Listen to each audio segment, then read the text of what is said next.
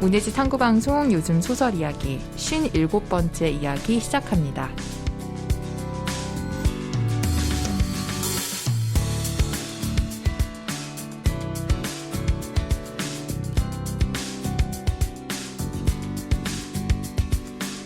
안녕하세요. 저는 해방촌에서 문학서점 고요서사 운영하고 있는 차경입니다. 네, 안녕하세요. 저는 KBS 1라디오에서 라디오 프로그램 제작하고 있는 이주영입니다. 네, 오늘도 오셨습니다. 네, 요즘 시 이야기 2부인데요. 지난주에 이어서 시인님들 인사 듣고 저희 진행할게요. 김상혁 시인님부터. 네. 안녕하세요. 시 쓰는 김상혁입니다. 오늘 시집 제가 진짜 같은 마음 가져왔는데 잘 읽고 좋은 얘기 해드릴 수 있도록 노력하겠습니다. 네, 반갑습니다. 오랜만에 뵙겠습니다. 신미나입니다. 감쪽 같았나요? 네, 민구 시인님. 다시 뵈니까 반갑습니다. 만나서 너무 반갑고요. 오늘 진짜 같은 마음, 무엇이 진짜 같은 마음인지 한번 같이 고민해보는 시간이 됐으면 좋겠습니다. 네. 저희 혹시 지난 방송 못 들으신 분들을 위해서, 지난 시간부터 다음 주까지 저희 3주 동안 최근에 나온 첫 시집들 각자 시인님들의 추천으로 만나보고 있고요. 또 하나 말씀드릴 건 저희가 코로나 감염 예방을 위해서 다들 마스크를 쓰고 진행을 하고 있어서 혹시나 소리가 조금 먹먹하다면 그 부분 좀 양해해 주시면 감사하겠습니다. 그러면 김상혁 시인님의 이야기로 시작을 해보겠습니다. 네, 이서아 시집 진짜 같은 마음. 네, 제가 이걸 선택했는데요. 우선은 선택하기 전에 두 가지 부담이 있었어요. 하나는 이제 시집이 완전히 장악이 좀 안 된다. 해석으로 완전히 장악할 수는 없겠지만은 그냥 쉽게 말하면 어려웠다. 시집이 좀 어려웠다는 게 있었고, 하나는 지인이라는 거. 그러니까 아는 사람의 시집을 가져온다는 게 되게 저에게는 항상 부담이에요. 예를 들면은 예전에 서평이나 뭐 리뷰를 써야 할 때는 일부러 그러니까 아는 사람의 시는 절대 다루지 않는다. 이런 원칙도 있었거든요. 시 쓴 지 10년차 돼가니까 그냥 이제 어쩔 수 없게 이제 나중에는 근래에는 그냥 하고 있는데 그래도 최대한 배제하려고 하는데 그럼에도 가져왔다는 점에서 오히려 그러니까 그 두 가지 그러니까 좀 장악이 좀 안 됐고 아는 사람 제가 개인적으로 아는 시인의 시집인데도 그럼에도 가져올 수밖에 없었을 만큼 소개해드리고 싶은 부분이 좀 있고 좀 강력 추천드린다. 네. 강력 추천. 첫 시인의 태도와 좀 관련돼서 말씀을 드리고 싶은데 근래에는 첫 시집을 낼 때 자기 스타일이 조금 잡혀서 나오는 분들이 많은 것 같아요. 저는 그걸 부정적으로 보지 않고 네. 저도 그랬어야 한다고 생각을 하는 편인데 이서아 시인 같은 경우는 스타일이 뭐 없다 이렇게 말하기는 좀 그렇고 뭔가 두 번째 시집에서는 어떻게 변할까? 이런 궁금증을 계속 자아내게 하는 시편들이 많았어요. 그러니까 계속 고민도 있고 어떤 방향으로 나아갈까 그런 것을 탐색하는 모습도 보이고 해서 이 시인은 첫 번째 시집을 이런 식으로 냈으니까 두 번째 시집도 어떤 비슷한 어조, 비슷한 톤으로 가겠다 이렇게 예상이 된다기보다는 조금 궁금하네 그런 면이 좀 좋았고요. 아까 제가 뭐 자기 스타일이 없다라고 말씀드린 건 아니라고 했잖아요. 네. 또 근래 보면은 첫 시집은 을에 좀 자기 목소리를 좀 내려고 하고 자기 경험을 좀 드러내려고 하고 이런 욕망이 분명히 있을 텐데 그런 욕망을 조금 자제하는 그런 모습도 좋았어요. 그래서 어떻게 보면 이거 뭐라고 말할 수 있을까? 할 말이 많아서 시라는 것이 내게 주어졌으니까 시라는 도구가 그걸로 말을 한다 이런 느낌도 당연히 있겠지만은 첫 시집이니까 그리고 시인은 말하는 욕망이 있으니까요. 그것도 있지만 자기가 말하고 싶은 욕망이 이것저것 있는데 이런저런 게 있는데 그 중에서 시 형식과 좀 적합한 걸 찾아가는 내가 시는 어떤 형식이고 이걸 가지고 어떤 적합한 말을 하고 싶다. 내 이야기를 좋아한다기보다는 시를 좋아하는 느낌. 시 쓰기를 좋아하고 시 형식에 어떤 걸 담으려고 하고 그런 느낌이 좋았어요. 자기를 주체하지 못하고 자기를 드러내는 욕망이 강한 시가 강렬한 면도 있지만 또 그런 시를 계속 접하다 보면은 나를 좀 초대하지 않는 것 같고 피곤한 느낌도 있고 그런 느낌을 받을 때도 있거든요. 근데 그것과는 달리 조금 시에 대한 욕망이 좀 보여서 시 쓰기, 좋은 작가가 되겠다, 좋은 쓰기 어떤 기술을 보여주고 싶다 이런 느낌도 좀 좋았던 것 같고요. 그러다 보니까 어느 정도 이건 단점이라고도 볼 수 있을 텐데 독자에 대한 배려가 좀 없다. 그러니까 그게 전 좋았어요. 또 사실은 누구나 시집이 안 팔린다 해도 어느 정도는 그래도 시집을 첫 번째 시집을 낼 때 꿈이 있잖아요. 네. 그래도 뭐 한 3세는 찍지 않을까 뭐 이런 꿈. 그러다 보면 어느 정도는 시집 배치나 어떤 걸 깎아낼 때도 독자의 어떤 읽기를 조금 배려하는 부분이 있을 것 같은데 이 시집은 우리가 흔히 마이웨이 한다 그러잖아요. 제가 요즘 잘 못 보는 그런 태도인 것 같아서 그런 것들이 좋았어요. 신민아 씨님이 지난 시간에 목타나 같은 네, 시집이라고 평을 하셨어요. 네. 뭉갠다 이 시집은. 네. 저도 사실 김상혁 시인님 말씀하신 것처럼 독법 자체는 쉽게 읽혀지지는 않았어요. 그런데 저는 일단은 이 시집의 제목 자체에서 어떤 오히려 제목은 말랑한데 이 같은 그러니까 이 같다라는 형용사가 내포하고 있는 게 좀 다르잖아요. 뭐냐면 와 이거 진짜 같다라는 감탄으로 쓰일 때도 있지만 이거 그냥 진짜 같네 하는 어떤 비난의 방식으로 쓰이기도 하는 진짜가 함의가 아니라는 있잖아요. 듯. 네. 그러니까 어떻게 보면 진짜에 가장 가까운 가짜일 수 있는 거거든요. 그러니까 이 제목에서도 어떤 저는 이렇게 시작을 했는데요. 뭐냐면 이렇게 뭐뭐 같다는 건 대상을 규정하지는 않는 말이잖아요. 네. 어떤 계속 이동하고 있는 상태고 움직이는 상태이잖아요. 그러니까 계속 저는 이 시집의 어떤 판단과 그리고 정확한 비유를 오히려 뭐 이건 시인의 작품마다 다르겠지만 어떤 시인은 단 하나의 비유를 위해서 깎고 깎듯이 이렇게 쓰기도 하고 또 어떤 시인은 그게 그렇게 쉽게 읽힌다고 생각해서 오히려 비유가 이렇게 적확하게 드러나는 것이 단순하다고 생각하는 경우도 있거든요. 제가 읽은 방식에서는 약간 후자에 가깝다고 생각을 했어요. 그래서 자 그러면은 요 시인이 얘기하는 같음은 무엇일까? 그래서 저도 즐겁게 펼쳐보았습니다. 네. 민구 시인님은 네. 내가 단순해서 그런가? 색깔이 녹색이잖아요. 아, 또 이제 네, 표지 또- 색깔로 판단하셨나요? 녹색도 좋아하거든요. 네. 모닝글로리 한 장 이렇게 넘겨보면은 공책 안에 녹색이 맞아. 이렇게 있고 네. 그 색깔은 좀 다르지만 농담이고요. 편집 안 되는 거 아시죠? 너무 학술적인 얘기 네. 하셔가지고 좀 약간 긴장해가지고 마이웨이가 보여서 좋았어요. 저도. 오, 네. 다 마외를 보셨군요. 근데 고민하잖아요. 사실 첫 시집 내기 전에 내가 그냥 한번 끌고 가보자. 너희 들어올 사람들은 들어와. 이런 고민들을 다 하는데 제 경우에는 그걸 좀 약간 타협하고 싶었지만은 모르겠어요. 타협하신 거예요? 조금 했는데 아무도 안 솔직히 조금 했거든요. 근데 아무도 알아봐주지 않으시는데 오히려 저보다 더 지독하게 진짜로 나 이렇게 써도 되는 것 같아. 이렇게 한번 쓸 테니까 한번 읽어봐라. 이렇게 말하는 게 오히려 당당하고 좀 멋있기도 하고. 근데 여기서도 위험하게 그렇게 적확한 어떤 비유 이걸 유예한다고 해서 이걸 어떤 적확한 비유를 찾는 것 자체가 그게 약간 단순한 게 아니거든요. 그렇고 네, 그럼요. 그 지점에 무게라는 것도 있긴 한 것 같아요. 아까 신민아 시인께서 목타나 같다고 하셨잖아요. 네. 근데 저는 데칼코마니? 데칼코마니 같았어요. 그거는 서로 이렇게 딱 겹쳤다가 펼치면 같은 그림이잖아요. 네. 네. 딱 찍어가지고 왼쪽 오른쪽이 같은 그림인데 서로 다른 데를 보고 있고 하나는 왼쪽, 하나는 오른쪽이고 어떤 형상은 같지만 S극과 N극을 이렇게 딱 물고 있는 자석 같다라는 느낌. 그래서 시집을 좀 덮었을 때 나한테 뭔가 길을 주는 것 같다. 이 길로 따라와라 이게 아니라 정말로 어떤 가운데 길에 놓여 있는 상태에서 S극인지 N극인지 그게 정확하다 얘기하지 않고 이런 것도 있고 저런 것도 있다. 선택은 너의 몫이야라고 말하는 그런 열린 해석이 되게 좋았고 시종일관 그런 것들을 좀 고집스럽게 가지고 있어가지고 이 사람이 어떤 걱정도 좀 되면서도 멋있다. 이렇게 쓰고 싶다 이런 생각을 좀 했던 것 같아요. 네. 녹색도 이쁘고. 저도 이 그렇습니다. 색 좋아해요. 사실은 조금 뭐 쉽다 나쁘다로 꼭 얘기해야 되는 건 아닌데 당연히 모든 시집이 저에게는 아직 어려운 부분이 많이 남아있고 이 시집은 저한테는 일단은 그냥 지금 말씀 들으면서 그냥 한 장씩 다시 넘겨봤는데 눈으로 보기에도 다채로운 느낌이에요. 그러니까 그게 형식적인 것의 뜻일 수도 있고 근데 말씀하신 거 듣고 아 그런 느낌이었구나라고 생각이 들었던 게 시인이 시를 쓰는 작업을 계속 하잖아요. 몇 년을 이어서 네.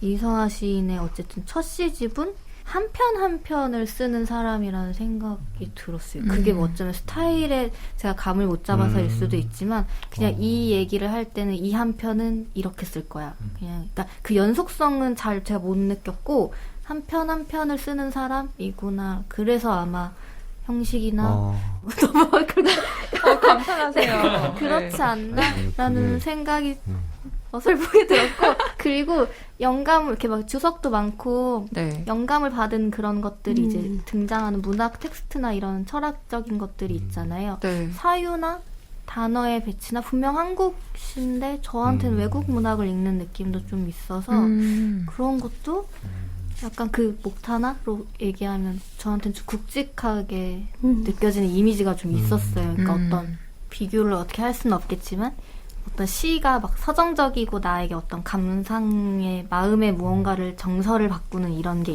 있다면 이 시집은 그런 것보다는 그냥 시라는 장르에 뭘 보여주는 느낌이어서 사실 마음에 와닿는 구절들도 눈에 띄는 뭐 이렇게 옮겨 쓰고 싶은 문장 뭐 이런 것도 있긴 있었지만 그냥 이렇게 하나하나가 건축물 같기도 하고 이렇게 그냥 정말 한 편 한 편이 좀 조직이 다른 것 같은 그런 느낌이 들었어요. 지금 생각해보면 저는 왜 이상한데 얘기하다 보니까 김서영 씨의 시집 읽었을 때랑 좀 비슷한 느낌도 있는 것 같아요. 각자 근데 어느 정도는 좀 자기랑 비슷한 거 같구나 봐.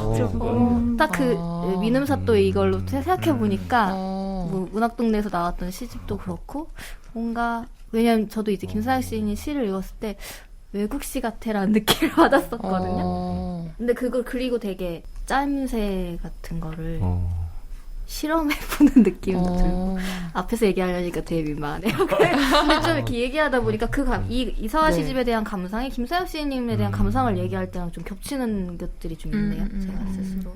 뭐 비슷한 면도 있을 것 같긴 하지만은 저보다는 그러니까 비교해서 말을 보자면 저보다 훨씬 다채로운 느낌도 있고 형식적으로도 네. 그리고 저는 어쨌든 개인적으로는 억울하긴 하지만 윤현의 시인이라고 불리는 게 윤현의 어떤 경험을 한 대여섯 편 넣는데 너무 윤현의 시를 쓰는 시인이다 이렇게 규정을 해버리시는 분들이 있으니까 이 자리를 빌어 윤현의 시인 아닌 걸로. 아닌 걸로. 네. 지금 보면은 뭔가 드러내고 싶은 배경 이야기가 분명히 있는데 물론 네. 뭐 다이에게라는 뭐 그런 시집 몇 개가 있어요. 네. 그 자기의 과거를 드러내는. 근데 그런 것도 매우 좀 감추는 느낌이 더 많고 오히려 그런 걸 감춤으로써 더 시 형식에 더 집중해보는 더 다채로움을 더 많이 드러내는. 그러니까 아까 말씀하셨듯이 이렇게 펼쳐봤을 때 형식적으로도 되게 재밌다? 다채로워요. 그런 네. 생각을 많이 시각적인 하게 요소가 그러면 저희 시에 대해 네. 좀 더. 네. 일단 골라오신 시가 타고라는 시와 겨냥이라는 시가 있고요. 나쁜 수업. 나쁜 수업. 나쁜 수업. 네네네. 저희 뭐부터 파고부터 얘기해 볼까요? 그냥 앞에서부터 해도 좋을 네. 것 같아요. 그러면 나쁜 수업부터. 네, 나쁜 수업부터. 이야기하기가 쉬워서 내용도 네. 직관적이. 그냥 저는 뭐 몇 개의 시편이 있는데 이거는 좀 다르게 시인의 어떤 경험이라는 것이 꼭 실제로 있었던 일이라기보다는 좀 쉽게 이야기식으로 풀어서 시인의 어떤 감정을 솔직하게 보여주는 그런 시라서 좀 가져왔어요. 아까 제가 잘못 말해 타키에게처럼 네. 다이 아니고. 네. 타키에게처럼 좀 뭔가 누군가 보기에는 조금 너무 직접적이네 아니면 좀 그냥 기존 시랑 좀 비슷하네 라고 느낄 수 있는 부분 그런 게 이 시집 안에서는 단점으로 느껴진다기보다는 어떤 다른 시를 해석할 수 있는 어떤 근거나 어떤 실마리 같은 걸로 작용한다고 봤어요. 그래서 이 나쁜 수업이 그런 면에서 좋았고 그리고 이런 느낌 누군가 들어갔는데 지갑을 훔치고 있었는데 걔가 지갑을 훔치는 애가 반에서 약간 따돌림 당하던 애가 아무도 네. 그 사람이 도둑이라고 생각 못할 거라는 그걸 나 혼자만 봤을 때 그 어떤 마음 그런 게 너무 잘 그려져서 우선은 골라봤습니다. 그 읽고 나서 약간 헷갈리게 하는 사람 약간 그런 느낌이 저는 처음엔 되게 싫었다가 이제는 점점 좋아지고 있는데 저는 이 시가 약간 저한테는 그런 느낌이었어요. 찰흙으로 만들었다. 누가 훔치고 있었다. 근데 뭐 실컷 읽고 나가다가 우리가 만든 인간은 진짜일 수 있고 이야기는 허구일 수도 있다 해서 저는 되게 좀 통쾌함 같은 걸 느꼈거든요. 이걸 만난 순간 제가 좀 자유로워지는 느낌? 이 문장을? 그래서 오히려 나쁜 수업이라는 시가 저는 여기서 좀 좋아진 부분이 네, 저는 있었어요. 나쁜 수업 읽으면서 그 한 부분에 이렇게 별표를 쳐놨는데 우리가 만든 인간은 진짜일 수도 있고 이야기는 허구일 수도 있다. 이 부분에 좀 약간 되게 기분이 뭔가 이렇게 좀 좋았고요. 아까 그 S극하고 N극 얘기하면서 자성 얘기를 했었는데 그런 것 같아요. 항상 그 이서신의 시는 좀 뭔가를 이렇게 결정지어가지고 일로 따라가 아니라 네. 저한테 항상 이렇게 갈림길에 따라 이렇게 세워놓는 기분이에요. 그래서 내가 뭔가 서 있을 수도 있고 뼈가 없어가지고 누워있을 수도 있는 이런 상태에 계속 머물게 하고 아까 김상혁 시인께서 느낌이라고 얘기했는데 전체적으로 그 시가 되게 느낌이 좋아요. 그리고 차경희 대표님은 또 무슨 서로 다른 사람이 쓴 것 같다? 뭐 외국 시를 보는 것 같다? 네, 그러니까 이런 한 얘기를 했는데, 편마다 그러니까 시인이 잘 안 드러나는 예. 것 같은 근데 느낌? 가끔 그 이서아 시인을 그 시인의 시를 읽다가 좀 놀라운 부분이 뭐냐면 다른 사람들은 이제 누가 봐도 이 사람이 쓴 것 같잖아요. 근데 이서아 씨는 좀 읽으면서 이거 이서아 씨가 쓴 거야? 하고 이렇게 좀 생각을 하게 하는 부분들이 있는 것 같아요. 와, 근데 그거 되게 놀라운 재능 아니에요? 어떻게 그 매 시를 쓸 때마다 그런 걸 사람을 헷갈리게 할 정도의. 네. 그래서 앞에 있는 시와 나쁜 수업이 같은 사람이 썼다, 같은 사람이 쓴 거 같냐고 묻는다면 그걸 찾아낼 수 있는 사람은 얼마 들지 않는다고 생각을 해요. 그래서 여러 가지 어떤 다양한 스펙트럼을 좀 보여줄 수 있는 그런 걸 보유하고 있는 시인이 아니었나. 그래서 이 작품을 통해서 조금 확인하게 됐습니다. 네. 수민아 선생님? 마음에 드셨어요? 이 시? 개인적으로 어떤 시를 읽을 때 어떤 난해성이나 모호성이 있을 때 저는 어떤 이 시인도 그런데 어떤 단어를 축조하듯이 이렇게 쓰는 분들이 있잖아요. 하나의 완벽한 네. 구조물로서. 근데 그럴 때 저는 좀 약간 의심하는 버릇인데 혹시 이게 단어 뒤에 숨지 않은 것인가, 이 단어의 무게와 등가인 것인가, 약간 좀 그런 생각일 수도 있어요. 그렇지만 다 나름대로 그런 기준이 있다고 생각은 해요. 그래서 어떤 때 좀 어떤 모호함이 뭉갠 것들 안에 좀 쉽게 타협한 지점은 있는지 없는지 막 이렇게 못되게 살펴보기도 하거든요. 네. 근데 개인적으로 이 나쁜 수업이라는 시를 잘 골라오셨다 생각을 한 게 여기서 이렇게 나와 있는 단어들이 재밌어요. 근데 이렇게 보면 누워있지만 세워도 좋을 것이다. 거꾸로 서도 좋을 것이다. 세우거나 무너뜨릴 뿐. 이런 식의 어떤 동작의 행위들이 나오기 때문에 저는 이 시 자체 그리고 이 시집을 이루고 있는 어떤 작법 자체가 어떤 젠가라고 봤거든요. 그러니까 이걸 거꾸로 세우기도 하고 그리고 빼기도 하고. 네. 근데 젠가의 속성 자체가 어떻게 보면 쌓기 위해서 이렇게 쌓기도 하지만 빼기 위해서 결국엔 와르르르 이게 아니야 하고 이렇게 정의를 배반하고 그걸 다시 처음으로 돌아가잖아요. 네. 다시 처음으로 끝이 돌아가는. 그래서 그런 지점의 작법을 전략을 하겠구나 하는 생각이 들어서 굉장히 흥미롭게 읽었어요. 선악을 정확하게 가른다거나 아니면 진짜 가짜를 딱 가른다거나 그런 느낌이 아니어서 좀 좋았어요. 네. 진짜 같은 마음처럼. 그러니까 보통 이건 과거 회상의 형식인데 근데 생각해보면 모든 글이 지금 걸 쓰더라도 쓰는 순간 회상의 형식이 되잖아요. 글을. 네. 그래서 어떤 시인을 뭘로 설명하느냐 그것은 그 사람의 과거를 어떤 키워드로 설명하느냐랑 되게 연관이 있을 것 같은데 그러니까 어떤 사람은 뭐 과거의 시간을 불안, 뭐 고독, 슬픔도 여러 가지가 있겠지만 여러 가지 키워드로 설명을 할 수 있을 텐데 이서아 시인 같은 경우는 마음, 정말 그 제목 그대로 진짜 같은 마음.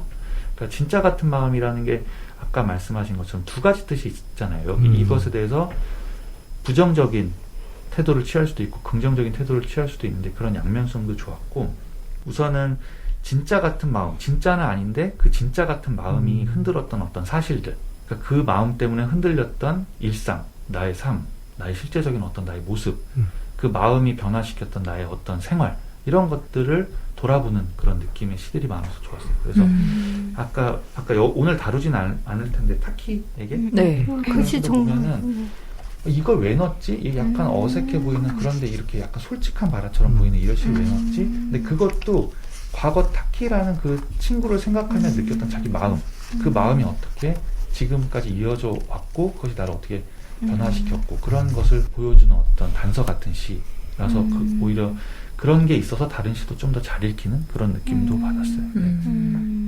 그리고 얘기하신 거에 약간 덧대면 뭔가 과거를 재정립하는 느낌도 들었거든요. 그러니까 아까 젠가 얘기했다가 또다시 쌓게 되잖아요. 네. 근데 결국 쌓아 올린 건 비슷한 모양이지만 순서나 이런 방향은 또 매번 같을 수가 없는 거잖아요. 확률상.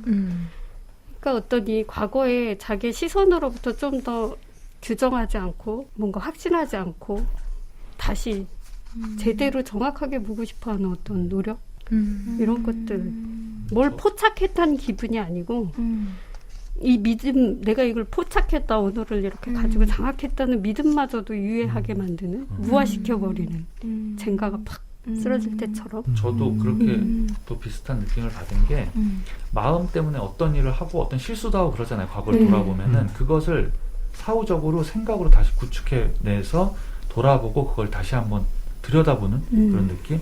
그러니까 진짜 같은 마음이 어떤 뭐 저지른 일들, 실수들 그것 때문에 망가진 어떤 것을 돌아보면서 그걸 때로는 긍정하고 때로는 반성하기도 하고 어쨌든 젠가처럼 생각으로 다시 한번 쌓아 올려보는 그런 느낌들이시. 그러다 보니까 뭐가 빠져 있는 것 같기도 하고 듬성듬성하기도 하고 그런데 그거를 억지로 붙이지 않고 그대로 그냥 보여줘 버리는 그런 느낌이 좋았던 것 같아요. 근데 정말 정신의 모험을 치열하게 하는 분이라는 생각은 들었어요.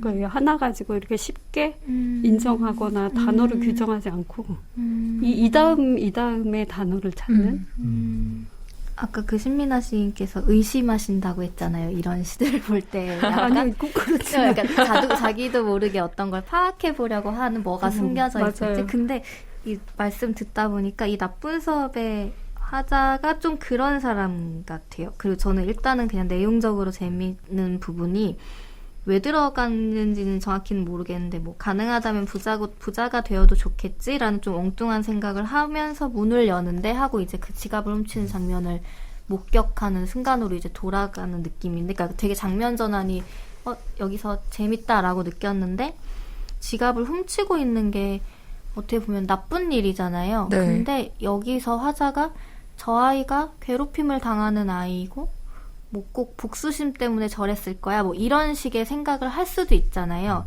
근데 결국에는 모르는 척 준비물을 빌린다고 이제 끝났고 우리가 만든 인간 진짜일 수도 있고 허구일 수도 있다 이 이야기는 뭐 이런 식의 이 아까 말씀하신 연이 들어갔을 때 내가 본 거에 대한 판단을 하지 않는 사람 같은 느낌이었어요. 그러니까 저 아이는 괴롭힘을 당하는 아이니까 내가 이거 모른 척 해야지가 아니라 내가 본 저게 좋은 일인지 나쁜 일인지 뭐 유보하는 걸 수도 있지만 나는 판단하지 않고 우리가 여기서 뭐 찰흙으로 인간을 만들었다라는 얘기를 하면서 우리가 만든 인간은이라고 하는데 제가 느낀 건 약간 저 사람에 대한 이미지들 평판을 만들면서 살았을 때 그게 진짜일지 가짜일지 허구일 수도 있고 그 사람에 대한 이미지가 그런 생각들을 왔다 갔다 하면서 약간 내가 본 게 무엇인지 계속 의심하고 내가 보고 판단한 게 맞는지 의심하는 화자?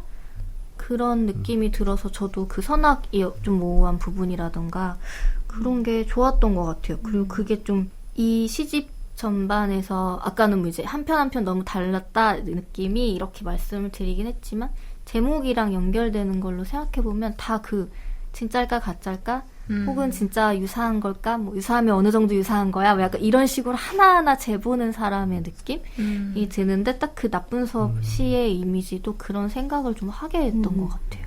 네. 그러면 파고로? 다음 시? 네. 네. 그 파고가 맞죠? 제가 파고를 찾아봤는데. 저도 찾아봤어요. 네.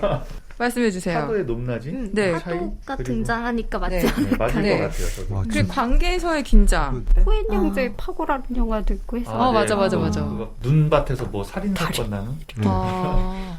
저는 그래서 종파라는 것도 헷갈렸어요. 이 안에 들어있는.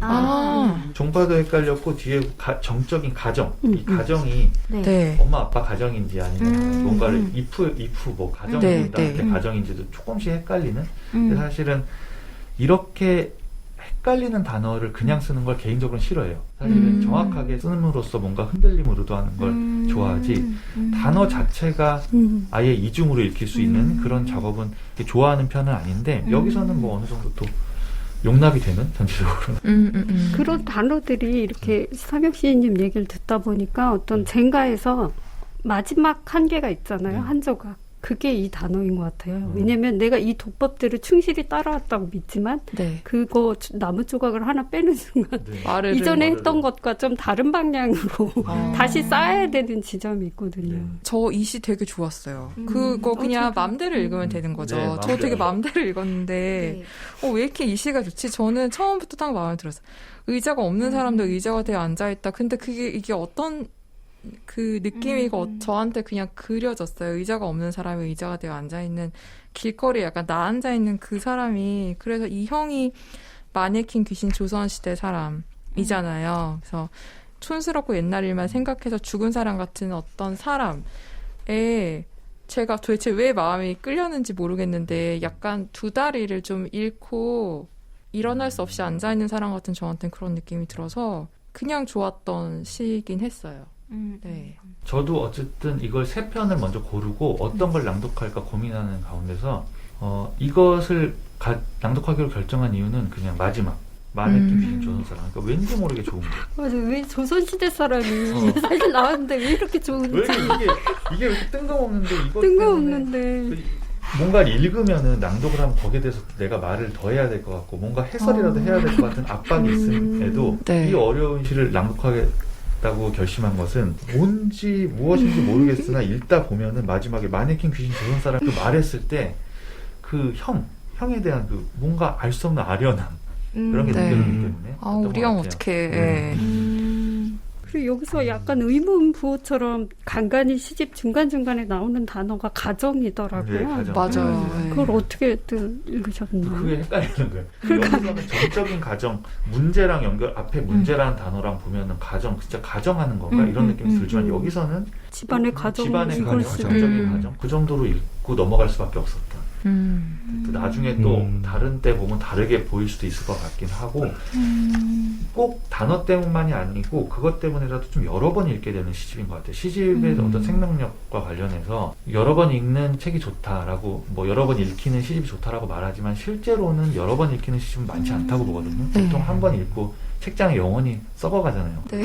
수업 준비할 때 텍스트 맞나? 띄어쓰기 왜 이래? 뭐 이거 행렬발이 맞아? 이렇게 할 때나 보는 거지. 네. 근데 이거는 나중에 또 볼 것 같아요. 저는 그런 시적인 뭐 독특함이나 읽었을 때 마지막 왜 들어갔을까를 생각해봤는데 이게 다리가 없는 얘기가 많잖아요.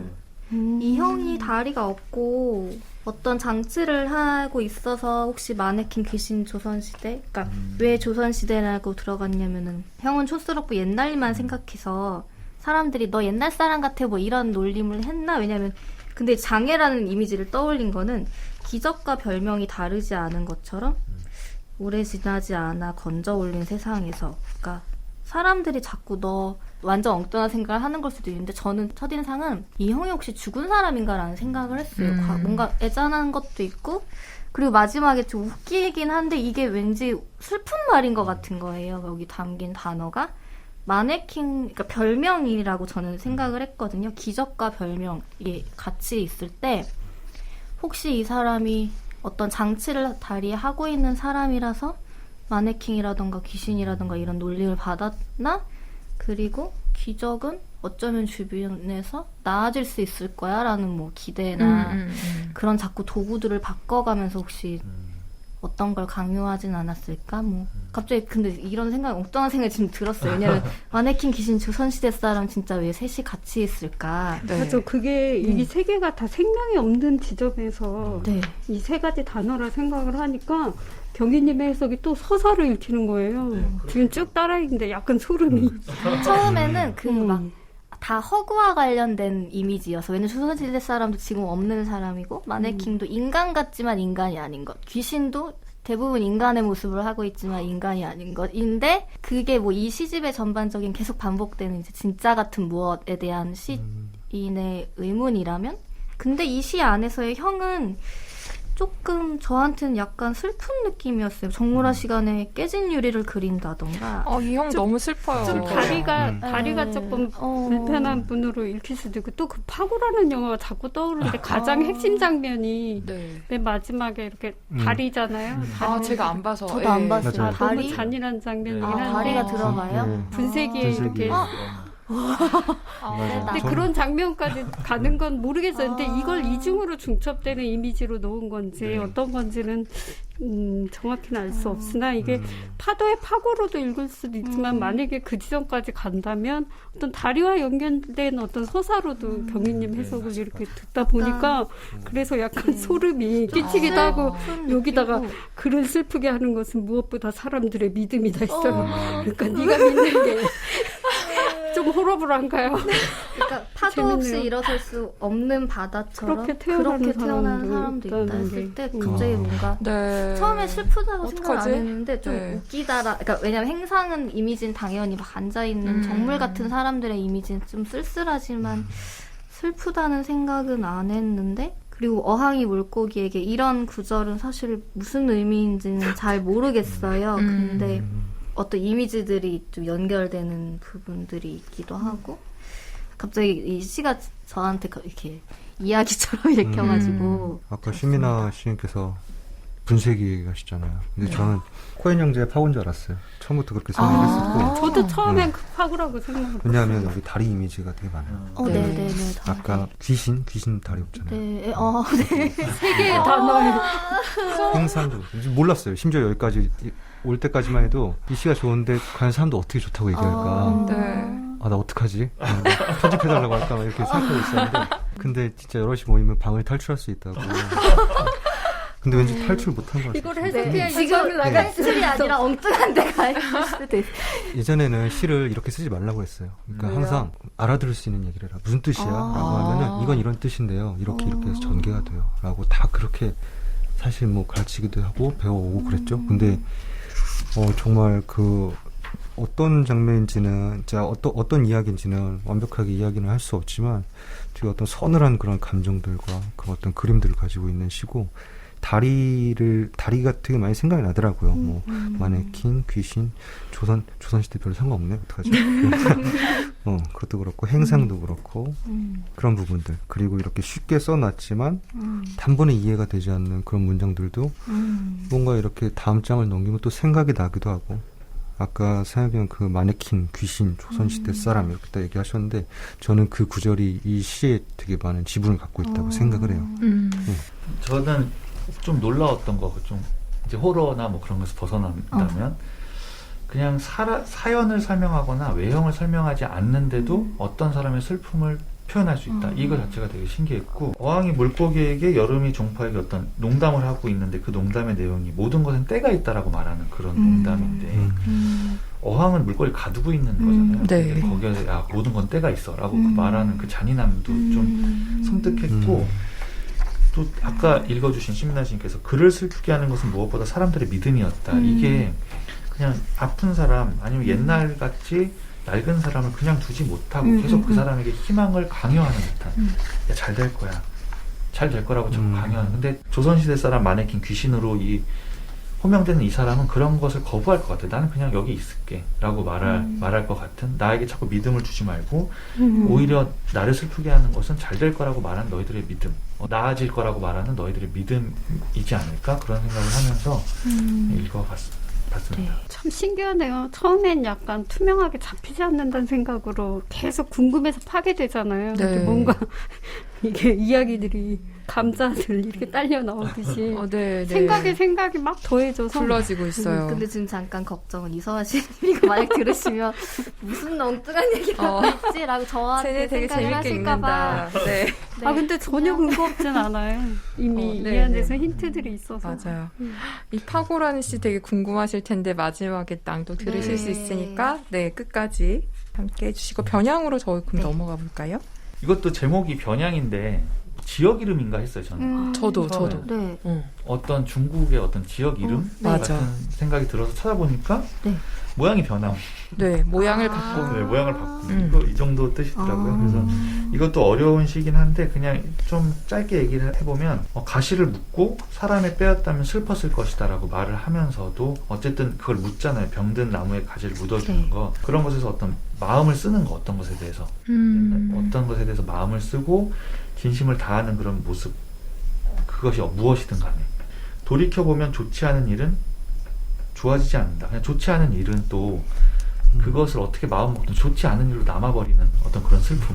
그러니까 정확하게 잡히진 않지만 각각의 문장에서 어떤 개별적인 것을 말하고 있는데 그것이 전체적으로는 마음과 관련된 그런 것이고, 그래서 그 이미지도 좋고 그냥 전체적으로 길을 걷던 어린 왕이라는 이미지. 사실 왕을 시에서 왕 쓰는 게 저도 많이 썼지만 이제 좀 지겹거든요. 어느 순간에 그게 유행처럼 왕을 되게 많이 썼던 시기가 있었던 것 같아요. 문예지에서. 네. 그래서 많이 봤을 때 아 이제 좀 그만 썼으면 좋겠다 라는 생각을 하다가 이 시를 읽으니까 또 다시 새롭네 이런 생각도 했던 것 같아요. 저는 약간 성경 느낌 난 거예요. 맞아. 올리브 왕 막 이렇게 예언도 나오고 막 이래서 이거 약간 여기 서북부가 이스라엘인가 약간 이런 생각도 막 했는데, 근데 저도 비슷한 느낌이었어요. 저도 어떤 그 단어나 문장이 약간 건드려지면서 그 시 전체가 좋아지는 느낌이 여기서도 병든 나무에 가지를 묻어주었다, 사람의 뼈였다는 슬퍼질 것이다, 여기서 한번 이렇게 왔고, 마지막은 그냥 그 아까 돌이켜보면 그 문장, 돌이켜보면 좋지 않은 일은 좋아지지 않는다, 이거는 이 시에 들어서가 아니라 그냥 이 문장 자체로 제가 너무 좋아해버려지는 문장이었어요. 이거는 뭐 설명을 덧붙이고 싶지 않게 좋았어요. 네. 보면은 재밌는 게 어린 왕은 병든 나무에 가지를 묻어주었다. 근데 사람이 빼었다면 슬펐을 것이다라는 단서가 붙긴 했지만 이 문장을 통해서 전해지는 것은 사람의 뼈가 아닌데도 지금 왕은 슬퍼하고 있다라는 어떤 기이한 그런 정서인 것 같아요. 그러니까 단서가 붙었는데 사람의 뼈였다면 슬펐을 것이지만 그렇다고 해서 어린 왕은 병든 나뭇가지를 묻어주며 슬프지 않았을까를 생각해보면 또 슬펐을 것 같거든요. 네. 그리고 기다리는 것을 저는 그냥 마음으로 만약에 바꿔서 읽어본다면 어떤 것에 대해서 기다리는 마음은 재앙의 시작이지만 또 그것은 또 어떤 사람이 살아가야 될 이유가 되기도 하고 거기에 대해서 어떤 배반당하는 상황이 있더라도 붙잡고 살아갈 수밖에 없는 어떤 모습을 그리는 것 같다고. 그래서 여러 가지로 거듭 여러 번 읽을 수 있는 시라서 좋았어요. 근데 돌이켜보면 좋지 않은 일은 좋아지지 네, 않는다를 끝내면서 이렇게 문을 확 닫아버리잖아요. 잔인하게. 잔인하게. 네. 좀 멋있어요. 이렇게 끝날 네. 수 있는 것도 사실 용기거든요. 시 쓰면서 진짜 마무리하는 거 진짜 어렵잖아요.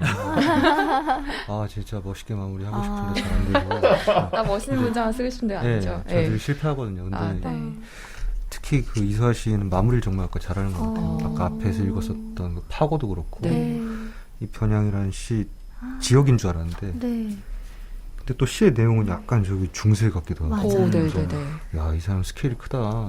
내안으로 갔다가 바다로 맞아. 갔다가 막 맞아. 외국으로 갔다가 죽음 속으로 이렇게 사후세계로도 막 들어갔다가 그런 부분들이 참 좋았고 마지막 구절 참 기가 막히게 잘 쓰는구나. 그래서 좋은 거 있으면 나도 좀 많이 배워야지. 아니, 마무리에 대해서 그런 생각도 안 하시나요? 아니, 마무리에 대해서 말씀하셨는데 마무리를 잘 짓는 것 같다는 느낌도 저도 받았어요. 왜냐하면은 보통 이제 시집을 한 권 이렇게 묶다 보면은 뒤에 어떤 게 눈에 띄냐면 제일 걸리는 게 뭐냐면 뭐뭐 명사로 끝나거나 다로 못 끝내는 거 있죠. 뭐뭐 네. 하며로 끝나거나 뭐뭐 하는 이렇게 끝나는 그런 게 첫 시집 묶을 때부터 엄청 거슬리는 거죠. 저한테. 왜 이렇게 조금 다른 얘기일 수 있지만 딱 마침표를 못 찍지 마지막에 다로 딱 왜 못 끝내지? 시가 열려 있다는 게 이런 식으로 열리는 건 아닐 텐데 이렇게 단순하게 뭐뭐 다로 안 쓰고 뭐뭐 뭐뭐 함 이렇게 썼다 그래서 그게 열려 있는 시가 되는 건 아닌데 내가 버릇처럼 그러고 있지 않나? 이런 생각을 해서 다른 시 볼 때도 좀 그런 게 많은 시가 좀 거슬리거든요. 근데 정말 끝을 좀 단호하게 닫아버리는 듯한 느낌. 그러면서도 시 전체적으로는 의미를 닫지는 않는 그런 게 또 좋은 형식이라고 볼 수 있을 것 같아요. 이런 마무리를 하고 아예 불을 닫아버렸어요. 저는 그게 궁금했어요. 이 시인이 이걸 왜 썼을까? 이 왕의, 그러니까 그냥 살아있음으로써 왕이 되는 게 당연한 사람의 숙명 같은 뭐 책임 뭐 이런 왕이 살아가야 할 이유가 재앙을 극복해야 하는 무게 막 이런 거잖아요. 여기서 네. 제가 느낀 건 왜 왕의 마음을 그 이해하고 싶었을까? 왜 들여다보고 싶었을까? 정말 스케일이 커서 그런 건지 아주 과하게 해석을 좀 꼬면은 그냥 어떤 인간에 대한 얘기인가? 뭐 살아있으면 왕의 아들이 왕이 되는 것처럼 부모의 자식인 내가 뭐 이렇게 근데 이런 것 같진 않고 이 이야기 안에서는 정말 어떤 그 중세 시대라던가 옛날 우리나라의 역사 속 과거의 어떤 장면들이 그려져서 그러니까 올리브 나무가 등장하긴 하는데 저는 되게 뭔가 아시아의 느낌이 드는 시이기도 했어요. 그래서 좀 신기하기도 했고 조선시대 사람인가? 어려이. 그런 뭐 이렇게 그런 이미지가 있어서 그런지 모르겠는데 그래서 왜 시인이 여성 시인이잖아요. 네. 물론 이런 것도 편견이지만 되게 거기까지 마음이 간 건가? 왕의 마음? 왕이 되는 왕의 마음? 이런 게 궁금하고 그 사랑에 빼였다면 슬펐을 것이다. 여기도 잘은 모르지만 저도 너무 좋았어요. 이런 가지를 묻어주는 행위라던가. 근데 이제 뒤에 이야기로 추측하자면 병사들이 돌아오지 않는 거잖아요. 네. 장승을 세우고 시신조차 없는 상태라서 시신이 아니라 다행인데 내가 묻는 것이. 그런 한편 차라리 시신이었으면은 오히려 이제 마음이 그러니까 확인을 할 수 있으니까 생사를 그런 마음들이 복합적인 것 같아요. 그래서 가지를 묻으면서 그 돌아오지 않는 병사들을 생각하는. 근데 이 시인은 왜 이 왕의 마음을 들여다보고 싶었을까? 그런 저는 이 궁금함? 왕이라는 게 되게 이상한 느낌이 들었는데 우선 네. 작은 나라의 왕이고 왕이 어린 할 왕이야. 법한 행동을 하지 않고 그냥 왕이라고 이름만 붙었을 뿐 사실은 그냥 어떤 사람을 그리워하는 병사도 다 변방을 지키던 병사들도 돌아오지 않고 네. 실제적인 권력을 가졌다기보다는 그냥 왕 이름뿐인 왕 어떤 작은 되게 왕 그런 느낌이 들고 이 왕이 하는 행위는 또 왕이라고 특히 보통 하는 명령하고 네. 신범하고 뭔가를 뭐 수호하고 그런 느낌이 아니라서 되게 그 격차를 좀 보여주는 게 좋았던 것 같아요. 아까 외국 문학 같다고 느낀 것도 이런 시에서도 좀 그런 이미지가 생긴 것 같아요. 와, 진짜 스펙트럼이 수업 시간에 지갑 훔치다가 평을 왔다가 왕까지 왔네요. 네. 지금까지 김상혁 시인님이 골라주신 이서아 시인의 첫 시집 진짜 같은 마음에 실려있는 파고, 나쁜 수업, 변향에 대해 이야기 나눠봤고요. 문예지 탐구방송 요즘 소설 이야기, 다음 시간에는 요즘 시 이야기 요시아 특집 3부 이제 보내드릴 건데요. 세 시인분들과 함께 주민현 시인의 첫 시집 퀼트 그리고 퀼트에 대해 이야기 나눠볼 예정입니다. 네, 이서아 시집 진짜 같은 마음에 수록된 시 파고를 김상혁 시인의 낭독으로 들려드리면서 저희는 다음 시간에 인사드리겠습니다. 들어주셔서 고맙습니다.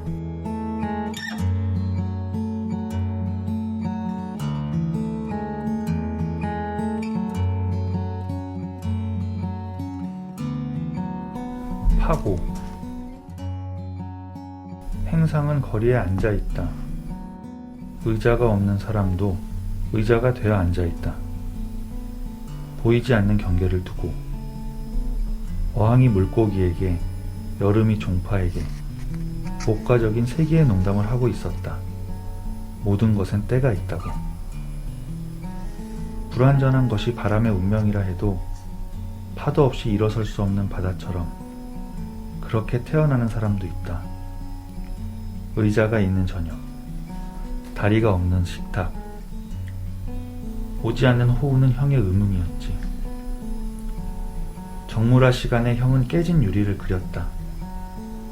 문제를 짚어주는 선생의 목소리는 정적인 가정에 또 다른 문제를 울리고,